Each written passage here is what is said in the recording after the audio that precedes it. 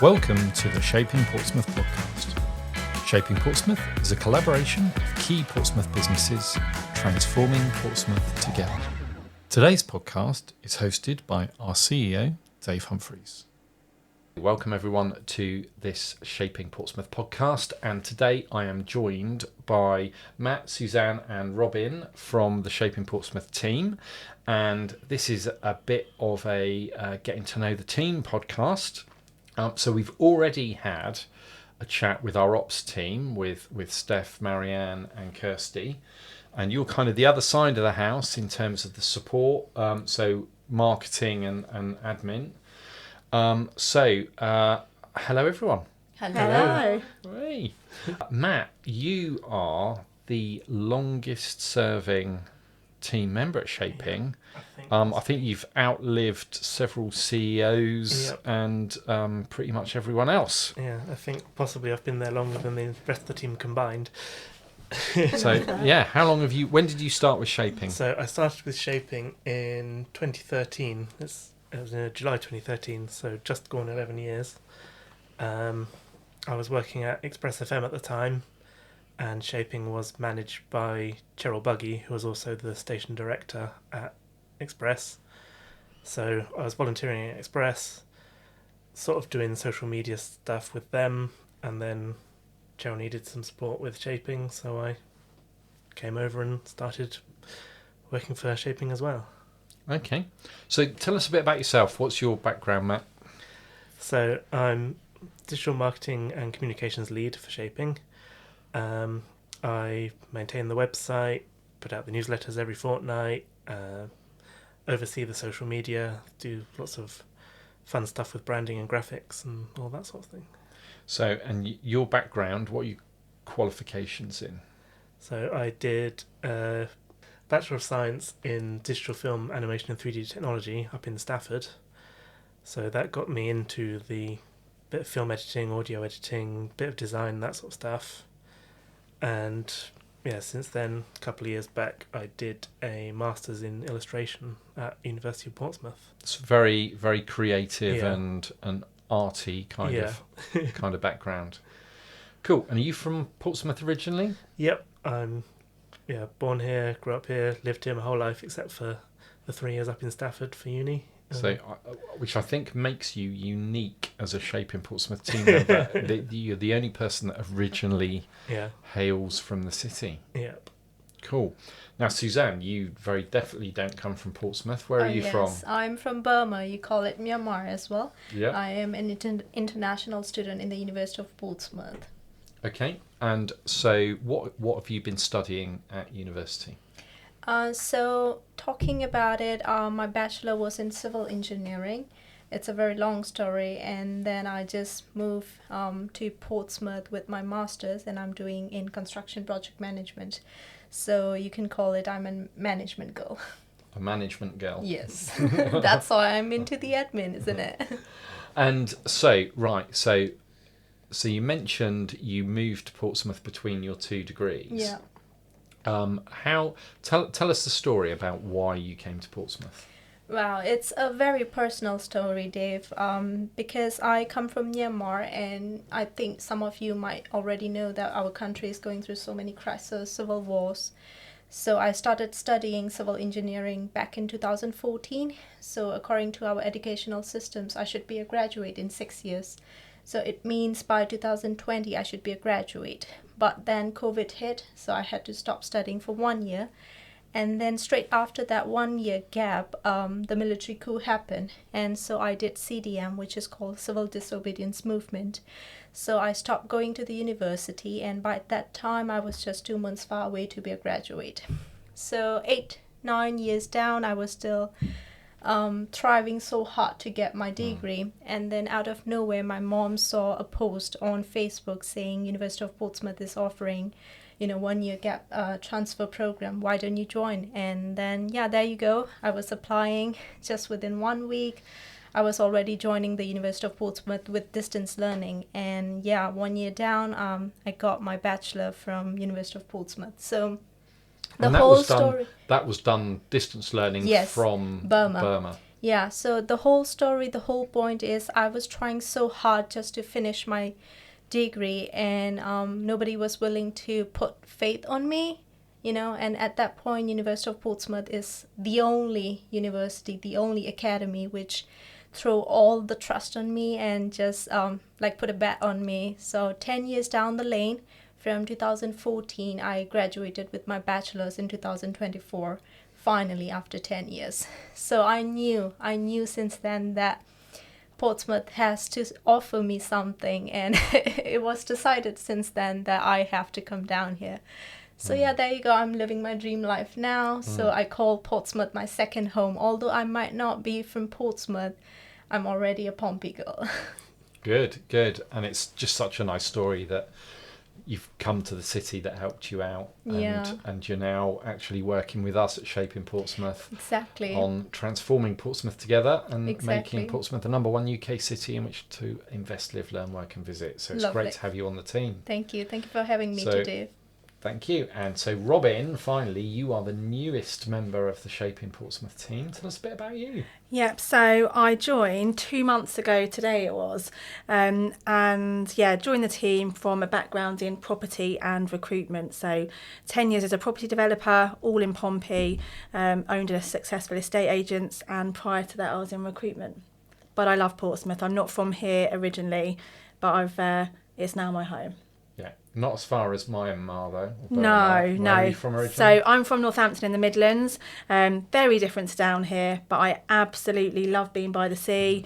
I've got 3 young children now, and this is definitely home. We love Portsmouth.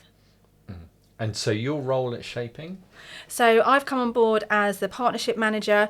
My role is to work with all of our, business supporters, those organisations that are financially supporting and funding the amazing things that we're doing across the city in our community, with our young people, with our schools, with our businesses. So my job is to kind of work very closely and intimately with them to support them with their business goals, but to also enable us to do what we're doing in the city. Cool. Excellent. So we'll come back to that a bit in a minute. So Matt, coming back to you then, and your role as media and digital communications lead. So what does that involve doing exactly for Shaping Portsmouth? It can vary a lot day to day, but the majority of my time is spent, I'd say, probably managing the website, uploading content, making sure everything's up to date. Program pages need often updating. So if people want to find out more about Shaping Portsmouth, where do they go? So it's shapingportsmouth.co.uk, and then we've got a homepage with nice video of Portsmouth thanks to Solent Sky Services. Fantastic partners down at Solent Sky Services, Mike and Sarah Woods. And then you can find all the information about our 3 pillars: business, education and community. Join our mailing list where you can get our fortnightly newsletter, which takes up most of my Wednesdays. Yeah. So what does the newsletter give people? So we prioritise telling the stories of what we're doing, but we also share stories from our partners, patrons, associates, and some bit of what's happening around the city, events and other news. If people sign up to that newsletter, are we going to spam their mailbox every day with stuff? Not. No, it's just once a fortnight on a Thursday morning at 9:00, dropped into your inbox. Yeah, so once a fortnight. It's generally only half a dozen or so small articles and web links at most. It's not masses of information, and we don't send out loads of spamming comms, do we? So if people want to sign up to the newsletter, where do they go to do that? So easiest way is we've got a link at the bottom of our website. So on the footer there's a link to sign up, and on near the bottom of the homepage as well we've got a sign up link. Brilliant. So everything all accessible from the website, and of course at the bottom of the website you can also have a look at us on the Meet the Team section. See what we all actually look like, and meet our directors, our board of non-executive directors, who set the strategic direction for Shaping Portsmouth, and there's a whole heap of other info there on the website. Brilliant. So, Suzan, we've ascertained already that you are currently finishing off your Yeah. Masters in Construction Project Management. Right. Being a foreign student in education, you are limited to the amount of hours you can work. Yeah, true. So you're part-time with us. Yeah, right. And to be fair, I'm sure a master's degree occupies a lot of time as it is anyway. So, but what do you do? What does your role for Shaping entail? Yes, you're right. I'm working part-time for Shaping Portsmouth because I'm a master's student and I am entitled to 20 hours. So yeah, I'm doing part-time with Shaping, and my role basically is just an admin goal. So I support everybody basically, everybody in the team, whether it's about... I don't think there's just an admin girl. I think, yeah, you're supporting everybody. There's no just about it. Yeah, you're right. So my role basically is to make sure that everybody is on the same page and everything is going on track. That's what I do most of the time, whether it's about meeting agendas, whether it's about, task. I support every group in our team, so it's ops as well. Sometimes in ops there are some jobs that need to be done, so that's me. That's on me, that I make sure everything is going with the same pace when it needs to be done. Yeah. And I think the English expression that best describes your role is probably herding cats. True. That's so true. Yeah.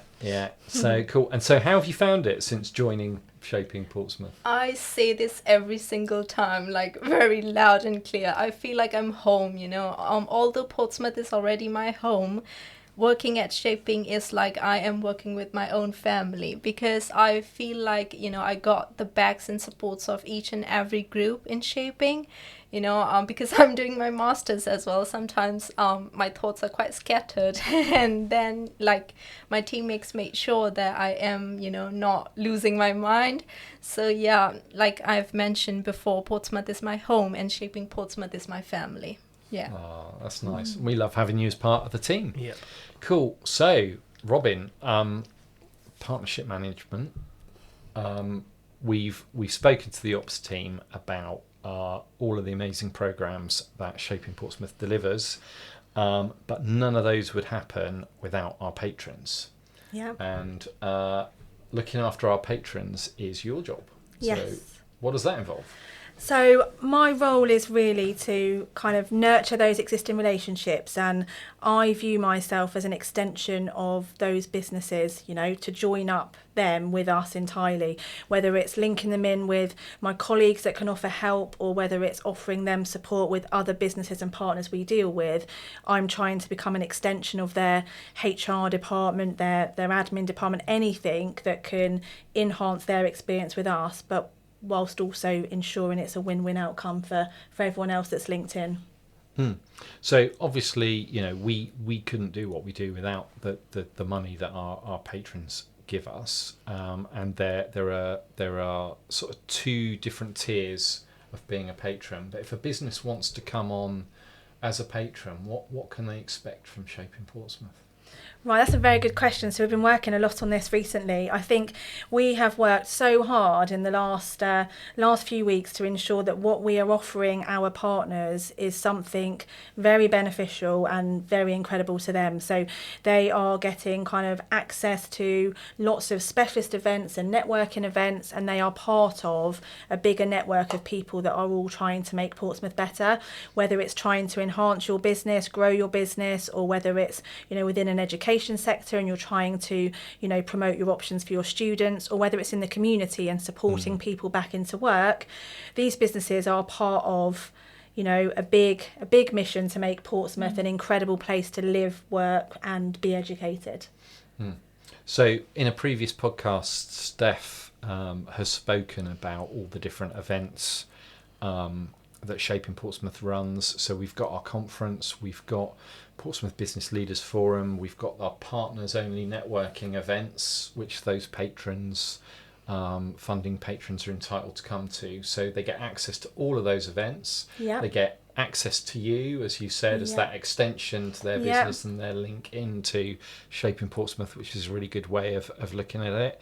There's also all sorts of other specialist things that we're doing, like at the moment the Victorious the Victorious piece has been huge. Which we've done a lot of work on, but there's all sorts of other things going on that our partners can access.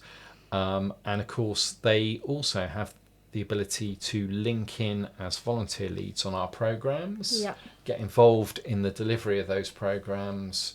And again, that's something that you would touch base with them about. Yeah, and the thing that's really interesting is I was on a meeting just this morning with one of our partners, and the more people I'm talking to, one of the fundamental questions that keeps coming up all the time is, I've got X amount of time that I want to give back to the community, how do I get involved? So people are much more focused on, being involved with what we're doing. They want to be hands-on, so that's been really encouraging. And then ultimately, it comes down to social value and impact. And again, Matt, that we've gone full circle back to you, which is you kind of put together an annual impact report, which sits on our website. Yep. Where can people find that? So that is on our website. Across the top bar, we've got a partnership and impact button, and you can find the latest report there. So not only will you find the impact report, you'll also find all of those patron businesses listed there, and you'll be able to see I think it's 72 we're currently at. Yeah, and the really interesting thing is on some of our higher funding partners, there is actually kind of like a mini homepage within our website that promotes those organisations. Yeah. If someone out there is listening and they want to become a patron and help fund Shaping Portsmouth, sharing that social impact and get involved in our programmes, how do they go about doing that, Robyn? The best thing to do is obviously you can link in with us on any of our social media streams. You can pick up the phone and give me a call and go from there. So there's easy contact routes through the website. There's a contact button, is there? On the website. That's right, Matt. And they can get hold of you through that, and you can go and have a chat. Yeah, and absolutely. Work out how the business can fit in with what we're doing. Yeah, I'm trying to spend as much time as I can out of the office and in other people's offices. Yeah, because that's where the great things happen. Yeah, definitely. And so patrons fund us at two levels. There's £2,500 and £5,000. But for really small businesses or charities that can't afford that, what can they do? So we have another option. It's a kind of a membership fee, effectively, and that works out. It's £500, but for that you are getting exposure to access to all these things, and some of them can be done as an add-on. You can get access to our events, to some of the networking events, and you'll have the option to buy tickets at these. So it's a great first step on the ladder, and you can see what the other people are doing, and it's an opportunity, I guess, to really see how we can support you. Brilliant.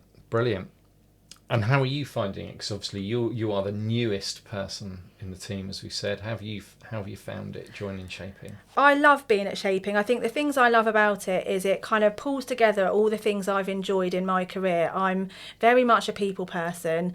I work with a great bunch of people who genuinely love what they do, with a very flexible kind of outlook. The team are very supportive of people's home lives and commitments, so it enables people like me, a working mum, to be able to work in a good career that's giving something back. There's not many places that offer that. It's very unique. Brilliant. That's good. Yeah. So something that we're doing on all of our podcasts, because we are so passionate about Portsmouth here at Shaping Portsmouth, we're asking people what their recommendation for somewhere to go or something to do in Portsmouth would be. So Matt, what's your top recommendation for Portsmouth? I'd recommend Fox's Forest and Hillsey Lines up on the north of the island. It's a really nice green space. You've got the water, you've got the wildlife, and it's just a nice place to have a wander around, really. Cool.